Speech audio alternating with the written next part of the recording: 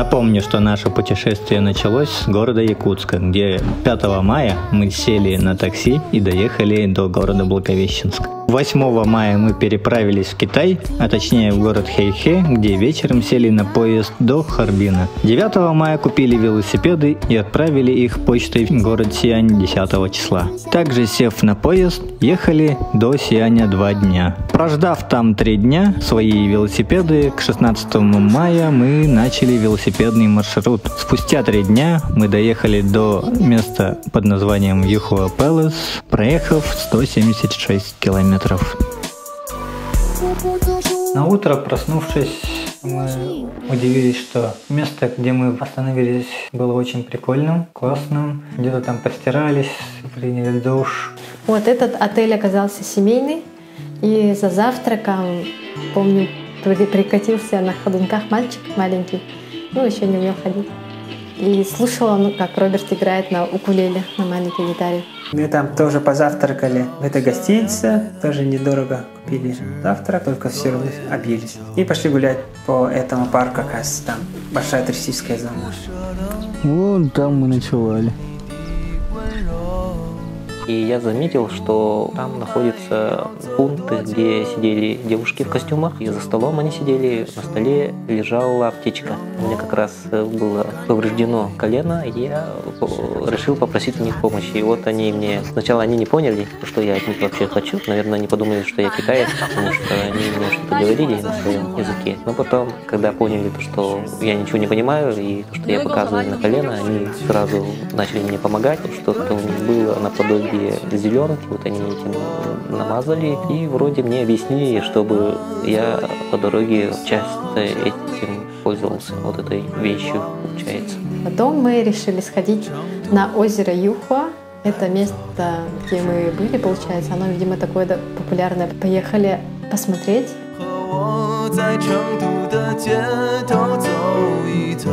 Прогулялись по берегам этого озера.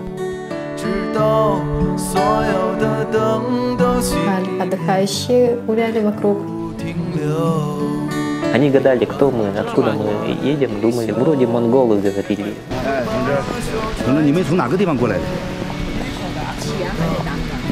Там были фонтаны красивые, не такие большие, но это было похоже на парк.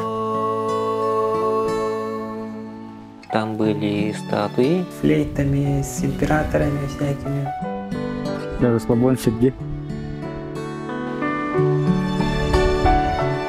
Кто-то там еще флейту ломал.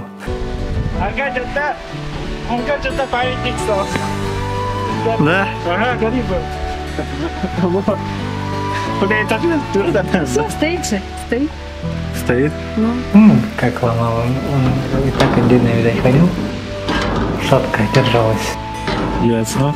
Почему у меня все лицо такое желтенькое? Ее все трогали? Ага.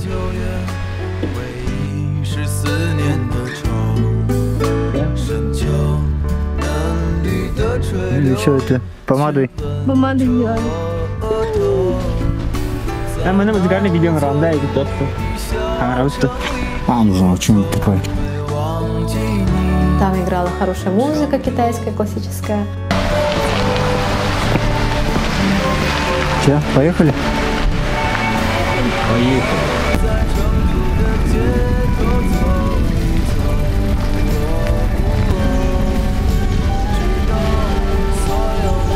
Мы сейчас находимся у озера Юхуа. Тут очень красиво, китайцы все обустроили. Из веселого там был подвесной мост, очень длинный, через озеро. На веревках мостик. Так, идем на Радужный мост и дальше увидят дворец Юхуа Палас. Мы пошли как-то пешком, когда Кеша проезжал, и он очень смешно вот так шел с велосипедом. О, блин.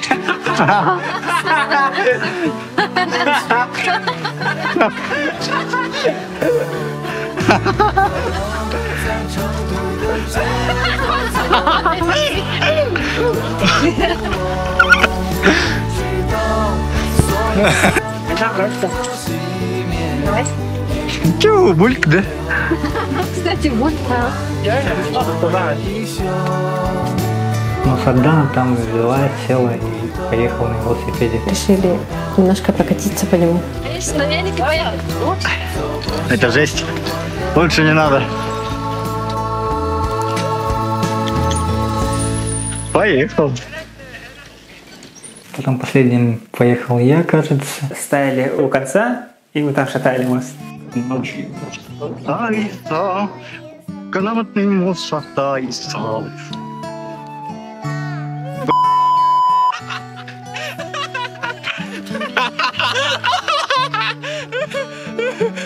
Тетя Сары.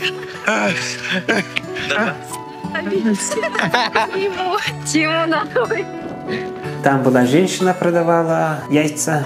Купили яйца и перекусили. Там еще был маленький храм буддийский, синтоистский. Там посмотрели, там, оказывается, все золотые статуи, позолоченные стоят. Мы там посмотрели, погуляли и выехали из этого парка. Двинулись дальше. В один момент ребята уехали вперед, я ехал за ними. Нашли какой-то магазинчик. Остановились. Там был китаец, отец, да, с очками. Что-то нам показывал. Мы купили очень много сосисок.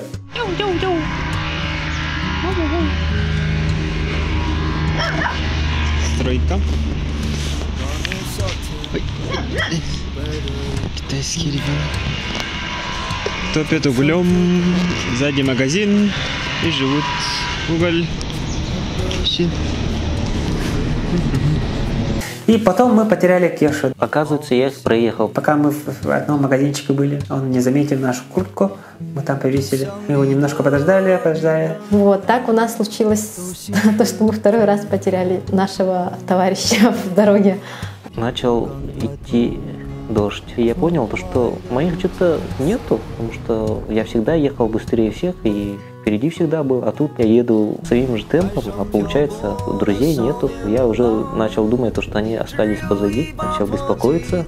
На телефоне пытался написать, там связь уже не ловила. Как раз я стал подниматься на гору и понял, что связи нету. Сотовую связь не ловила в этом районе. И поднявшись наверх, я увидел постройку. Я у них остановился, начал спрашивать, проезжали ли мимо велосипедисты, похожие на меня. Они ничего не понимали. Я им говорил на английском языке, но там были китайцы старшего поколения. Видимо, их английский был не очень хороший. Но потом они позвали молодую девушку. Она, видимо, поняла мой вопрос. Потом сказала, что похожих на тех, и указала позади меня пальцем. Я оглянулся и увидел, что мои только доезжают. Кеша ждал домика. У домов там семейка жила. Там сидел, кушал, лапшу заваривал.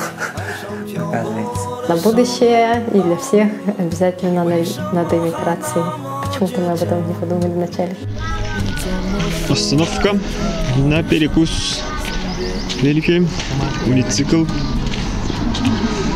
Мы ехали, а дождя не было. Ты, короче, все грязи, а так рукой делаешь. Обрадовались, конечно. И в следующий раз сказали, нет, все едем вместе. Давайте первым Роберта пусть сказали. Потому что у меня постоянная скорость где-то 20 км в час. И потом так решили. Сначала я, и потом все остальные. Кстати, замканчивая это был Тим. То есть нашли оптимальные наши позиции. На каком-то пути мы съехали не в ту дорогу. Мы, конечно, ехали на север, но мы ехали не по той дороге, потому что мы заехали в какой-то туннель. Первый туннель. Все кричали, о, туннель, все такое. Кто-то боялся, потому что туннель был темный, мало освещенный.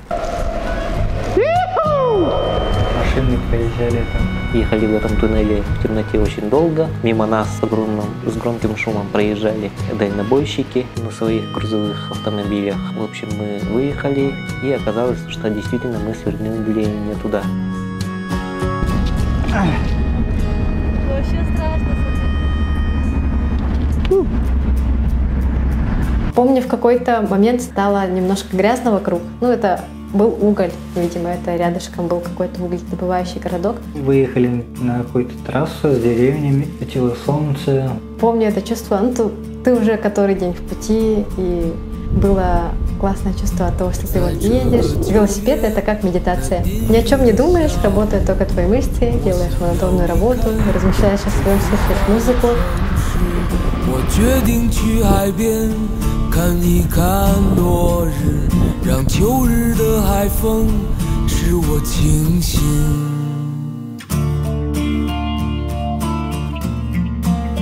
Вечерело немножко. Там остановились на привале, слева рисовые поля, справа угольные карьеры, да, там везде пыльно было очень.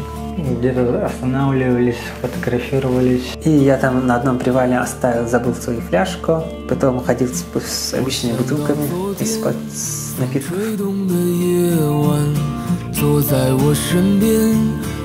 Далее нас к вечеру, уже к закату дня. Доехали до угольного городка. Мы так назвали город шахтеров, потому что там везде уголь валялся. Там, ну, видно то, что живут работяги, прям, ну, было не очень частенько. Какой-то городок. Поняли, что мы немного сошли с маршрута. Как серия? Мы не туда свернули. Что такое? До Железки сейчас поедем. Ага. Решили уже где-то остановиться, поесть. Остановились в гостинице в этом городе. Вот почему-то, когда часто бывает такое, что если гостиница недорогая, то там пахнет все китайским табаком. Я помню, там был на первом этаже диванчик. Ага, мы там решили отдохнуть, пока номера ищем. Решили все-таки остановиться в этом месте. Взяли комнату, там тоже казалось дешево, где там и переночевали. Утром мы поехали с Робертом купить кофе. Пришли в супермаркет, где нашли кофе, растворимый из кофе в баночке. Пока его пили на первом этаже гостиницы, пока собирали к поездке, набирали воду, на улице уже собралась толпа зевак, которые, как обычно, рассматривали велосипед его. Так, день я уже не знаю какой. Ночевали в этом хостеле. Сардана, как спалось? Хорошо, но мало. Ну, Сардана у нас очень много спит. Кеша, как спалось? Нормально. Роберт, как спалось? Нормально. Ну, в общем, нормально. Маленький городок, где-то на 50 тысяч жителей. Там была промышленная зона. Мы приехали с юга и дальше едем на север. Сегодня, да, мы думаем, что пройдем большее расстояние, чем вчера. Вчера мы проехали около 60 километров. Помню, что мы позавтракали на рынке. Я там купил связку бананов, он стоил очень дешево, такая куча бананов. Я еще удивился, как дешево. Плотно позавтракав, мы выехали из этого городка и поехали не на север, а поначалу поехали на восток.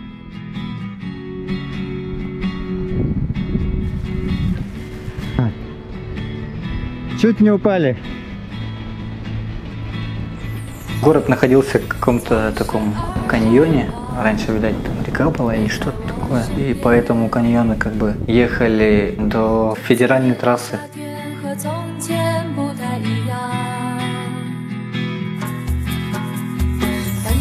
В тот день также мы поднимались на федеральную трассу, мы заехали туда. И автострада была с большой такой развязкой. Она такая многообразная, пружинистая такая была. То есть скоростное шоссе, типа европейских автобанов, там, где минимальная скорость по 100 км в час. Хотя на самом деле, видимо, там было запрещено, чтобы велосипедисты там ездили, но мы туда поднялись. Как-то случайно на нее заехали. Широкие дороги, широкое, получается, место для нас, ну, для велосипедов было вполне безопасно. Где мы все спокойно, умещаясь, и ехали по обочине. По идее, тут только для машин, но так, дорожные развязки. Едем в город Янан. Так, я на уницикле, остальные на великах. Это Сардана. Кроме того, сверху был открыт очень удивительный вид, потому что вот эти вот федеральные трассы очень высоко находились. Выехали на магистраль 22.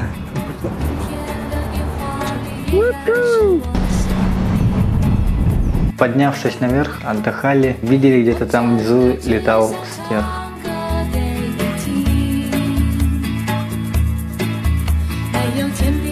По этой дороге там почти по 2-километровому тоннелю там ехали.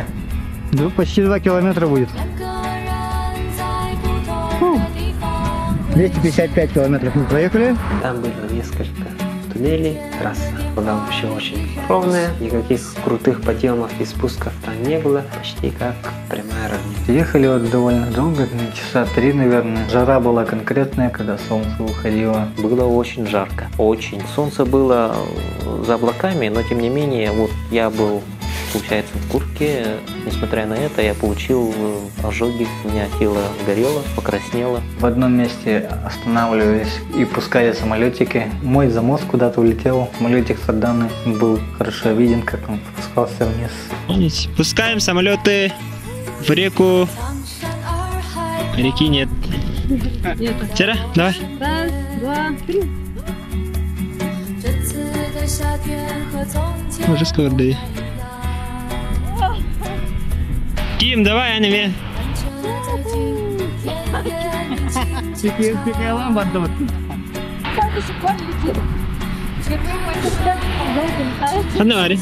Немножко похулиганили, так сказать. Естественно, мы останавливались в городах, которые по дороге были. Сам трём, наверное. Доехали до какого-то городка. Потом был небольшой спуск с автострадой. Мы уже к тому времени проголодались и решили заехать в городок, который мы встретили по пути. Там был указатель городка и решили туда спуститься. Там нашли хорошую кафешку. Пообедали, и в этой кафешке там зашла какая-то красивая китаянка. Там была девушка, которая была из Сиани. Кажется, это была студентка из Сиани. И приехала, по-моему, в отпуск. Официант или повар. Нас тоже там расспрашивали, фотались с нами. Потом, плотно поев, мы вышли. Вот мы опять заехали в какой-то городок, чтобы покушать. Покушать, да. Там, кстати, эти повара вышли все нас провожать. Опять интересуются унициклом. Они улыбались, смотрели, спрашивали, что это такое. Смотрели все, там, спрашивали, как меня там на уницикле катают. Сфотографировались мы, получается, с поваром, с официантом. Они пожелали нам хорошего пути, и мы поехали обратно. Далее мы там поискали что-то купить себе. Запаслись водой и поехали по своему маршруту. Потом мы почему-то не смогли проехать на автотрассу обратно, потому что там уже будка гаишника, они там уже с закрытым шлагбаумом все было. Мы не рискнули дальше поехать. Все-таки решили, что будет интереснее поехать по сельской дороге.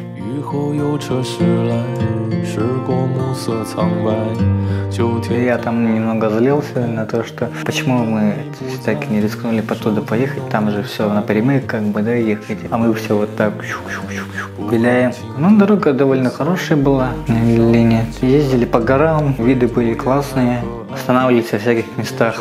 Впереди огромный спуск. Оборонной промышленной стройки рядом вас не видел.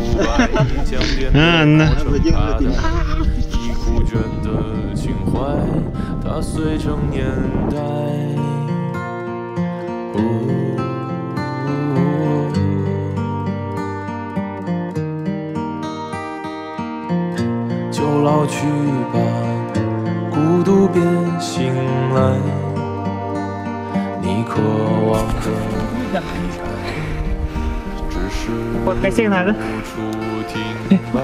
Ну там сфоткались на красивых местах. Едем дальше. Снова едем на горе. Общее расстояние 289 километр. 90. А вот и наша трасса. Доехав до какого-то города, немножко развернулись и поехали на другую дорогу. По дороге мы встретили одного мопедиста, папу с сыном. Они тоже спрашивают, куда едете, тоже сфотографировали, поговорили. Потом мы поехали дальше. Спуск горы. Далее был такой спуск с серпантином.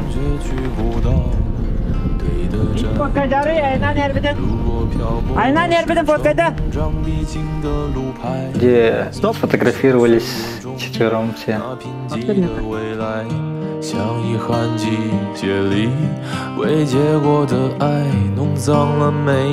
Самым запоминающимся в этот день событием, наверное, было то, что мы спустились по серпантину вниз. 度别醒来，你渴望的只是无处停。 После спуска там была деревня. Обычных китайских крестьян. Везде росли какие-то там овощи. Крестьяне сидели, отдыхали, видимо. Собачки были все на дороге, там ребятишки где-то бегали. И увидели, как на поле, то ли картофельном, то ли каком-то таком, работает семья из 4 человек. Подошли поближе, с ними решили поговорить. Мы с Кешей были вдвоем только. Так как мы особо языка-то хорошо не знали, поговорить не получилось. Главное, мы друг другу поулыбались, вроде как поняли друг друга. Дана его пофотографировала, мы потом их фотографировали издали, они потом еще нас фотографировали издали. Мы с Робертом стояли, ждали у дороги. Ну и далее поехали, опять там был подъем. После подъемов был большой спуск к вечеру уже, и мы доехали до какой-то деревни. Такая коммунистическая деревня, мы назвали ее так. А там уже начинало темнеть. А вообще ребята начали спрашивать, где тут у вас есть гостиница, потому что это было настолько маленькое поселение, что мы думали, ничего не найдем. Там были обычные частные территории, дома, сельхозники там жили. Я с Арданой начали спрашивать у прохожих, где можно переночевать. Они показали, вот этот дом, и что-то по-китайски. Уже я тогда плохо понимал. Сказали найти нам главу, и он нам даст место для ночлега. И зашли в административное здание, потому что было темно очень. Флагом Китая, там с забором. Там мужик такой в очках, конкретно такой коммунист. Когда мы сказали, что мы из России, он кому-то там позвонил, что-то там, ага.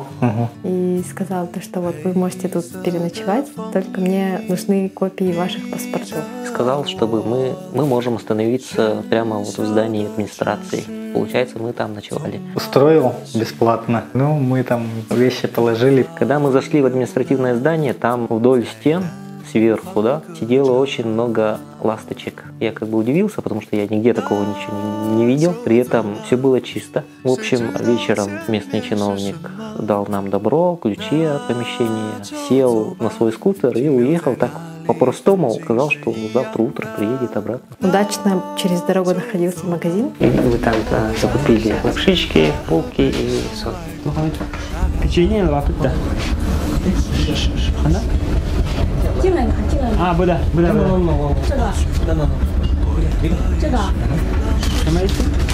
Муттер коли? Муттер. Биби, да?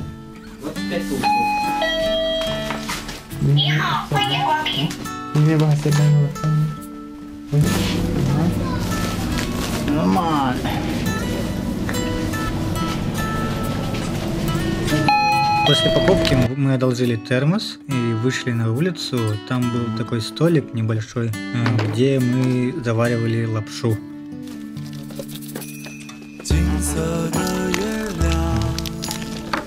Телка очень готова.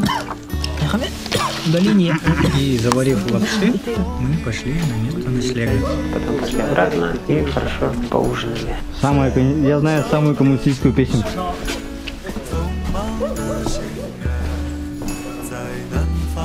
За столом.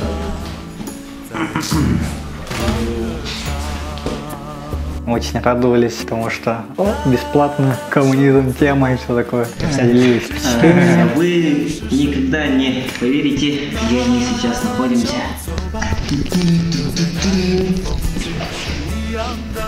В администрации деревни коммунистической партии какой-то.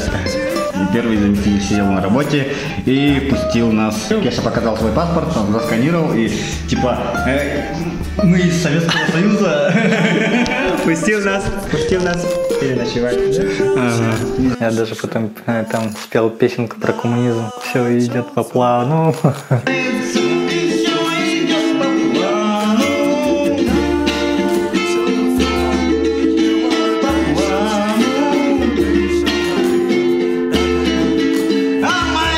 Там был голый пол, помню, диван и кровать. Несмотря на то, что это было что-то вроде кабинета, там были кровати. Подложили спальники и на диванах спокойно все переночевали. Проснувшись, вышли на улицу, была хорошая погода. Там был кранчик во дворе, где мы там постирали вещи, помылись. Мы собрались. Местный чиновник на том же скутере утром вернулся назад. Мы подарили ему сувенир, поблагодарили за гостеприимство. Пофотографировались. Там серп, молот, такой красный флаг, прям как СССР. И пошли завтракать тоже в тот же самый магазинчик, тоже лапшичку сварили. Дождались его открытия. В китайских деревнях удивило то, что птички, петухи, там, курицы, они ходили свободно по улицам. Увидев кого-то на улице, они сами запрыгивали, убегали ближе к своим, получается, дворам. Также мы видели одного козла, который также прогуливался. Какое сегодня число? Какой сегодня день? 20. Сегодня, кажется, 6-й день, да, по-моему? Воскресенье. Если не изменяет память, сегодня 6-й день.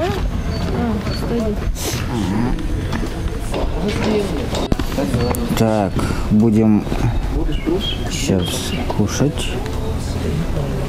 Вчера мы спустились с Ланской горы. И сегодня поднимаемся вон ту гору. Надеюсь, поедем по трассе, чтобы наконец-то выехать из этих гор. И вот под кудахтанье куриц, под звуки деревенской жизни мы позавтракали и поехали в путь дальше. Выехали мы из дружелюбного такого места. Да, то есть вышли из деревни коммунистической уже, как мы потом ее назвали, потому что нам бесплатно дали комнату в администрации, и думаю, никто из Якутии, из велтуристов так не ночевал. Там началась гравийка. Поначалу дорога была такая немножко рыхлая, грунтовая. Проезжали под мостом, под автострадой. Ехать было сложно, трудно, солнце напекало. Но, тем не менее, мы ехали. Так, ну и потом уже после гравийки началась асфальт. Много подъемов начались, уставали очень. Началась там потом жара. Ну, было очень жарко, да, получается, у нас вода закончилась. Мы даже отдыхали прямо на асфальте, получается. Не было укрыться. Далее было много городов, среди них был один город, очень похожий на город Дикого Запада. Там, то есть, улица идет, вдоль улицы были здания. В одном из зданий была кафешка, мы остановились там. Мы в каком-то городе на горе. Пообедали, кстати, в хорошем месте, где хозяевам были муж с женой. Ну, молодые очень. Ему прям интересно было с нами пообщаться. Кстати, они очень вкусно нас накормили жареным рисом, и еще что-то брали, и салаты. Вот здесь мы пообедали. На улице толпилось много зевак. За небольшое время здесь накопилось довольно много людей. Дети на улице играли в фишки. Такой атмосферный городок был. Он через Юдао, по-моему, называлось приложение. Через Юдао общался, спрашивал много вопросов, рассказывал много о себе. Жена его работала там же. Она была менее любопытная. Например, ничунали, типа, откуда, или ничунар, типа, куда вы идете? И там очень смешной голос у переводчика. Вы куда идете? Типа такого. Ну, там с Кешей пообщался. Кеша же любит там с ними поболтать. Молодой человек очень тепло нас встретил. Когда он узнал то, что мы из Российской Федерации, очень сильно обрадовался. Оказалось то, что он фанат Российской Федерации. В общем, он был очень рад. Дал нам воды бесплатно. Такие приятные люди, да? Да. Вот, собрались. За даром нам предложили наполнить воду. Дали им покататься на наших велосипедах. А, покататься?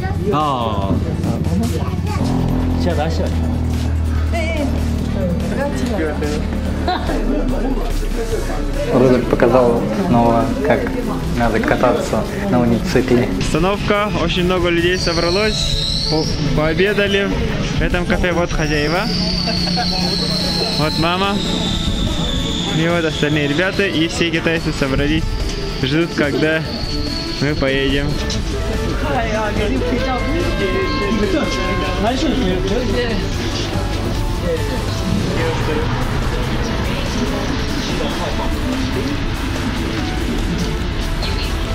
пофотографировались там. Попрощались с этими болтунами и спросили, где Янань. То есть мы в тот день должны были доехать до Янаня и поехали. Далее поехали, сделали такой какой-то крюк, угловатый крюк. Ну, так шла дорога, потому что гора так шла, буквой Г. Помню, было так тепло, солнце светило. И видим, какие-то красивые указатели начинаются, типа «Двините туда», и там фрукты нарисованы на деревьях. И мы нашли небольшой сад, огород. Китайский местный колхоз. Мы там заехали в частные территории, и там были общежития, там были плодовые, фруктовые деревья. И встретил нас собака-охранник. Порода Акита, как хатика. Такая добрая собачка, мы все ее погладили.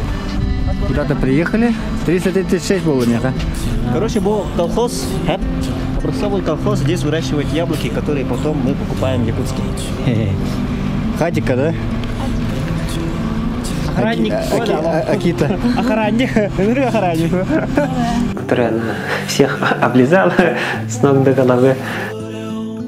Дальше не пройдете. Потом вышел охранник, забрал собаку. Что-то я поругал, кажется. Что ты не охраняешь или что-то в этом роде. Ну, мы спросили, можем посмотреть, и он сказал, да, идите посмотрите. Но мы вошли в этот колхоз, и там были всякие фотографии. Это был, получается, образцовый колхоз, потому что там висел стенд, и там было видно, то, что глава Китайской Народной Республики посещал этот колхоз. Там было очень чисто. Походили там, посмотрели, погуляли по территории. Посмотрели общежитие работников, поля, там были и деревья, теплицы много было. В этом колхозе также был живой уголок, где находились разные животные. Там были птицы, писарки, голуби и олени. Это был день, наполненный довольно-таки интересными экскурсиями. Много отдохнув, выехали из колхоза. Мы спускаемся вниз.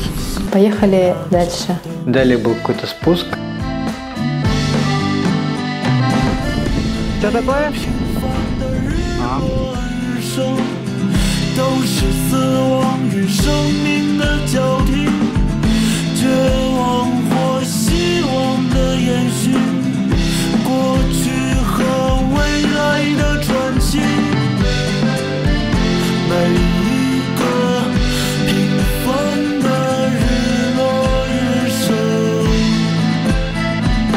И снова подъем, там пешком все поднимали. Так. Опять подъем, да? Подъемчик. Любишь с горочки кататься, люби и саночки возить. И, наконец, там уже началась относительная равнина. Было довольно-таки хороший день, потому что не было резких подъемов, так нам казалось. Опять получается какой-то каньон такой, да? Незаметный подъем все-таки был. Красивые виды, где-то быстрые поезда едут где-то вдали. Если было укрытие от солнца, мы, конечно, этим пользовались, скрывались.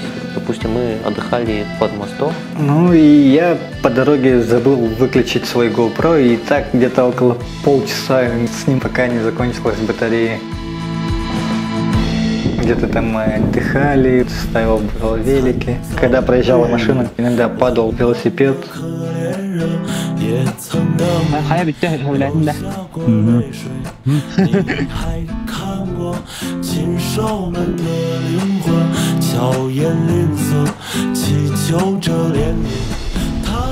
Ты сделаешь?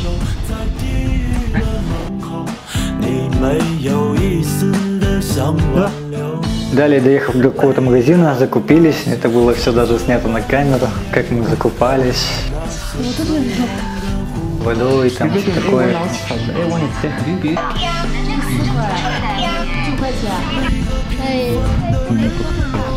Потом заехали в кафешку, покушали какой-то лапши или что-то в этом роде.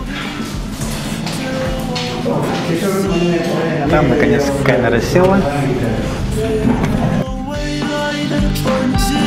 Ну и после равнины начался какой-то маленький городок. Уже начинало темнеть. Там везде висели гирлянды, было очень красиво, сказочная атмосфера там была. Я спрашивал, это Янань? Нет, это не Янань, до Янаня еще 40 километров. Ну, мы думали, может, там остаться ночевать. У нас была цель доехать все-таки до Янаня, потому что в Янане мы должны один день отдохнуть. Вот, и мы подумали, наверное, мы все-таки доедем. В конце этого города нам повстречалась процессия. И там где-то что-то светится, какая-то процессия шумит, и там музыка. Люди были одеты необычно, у них у всех были белые накидки.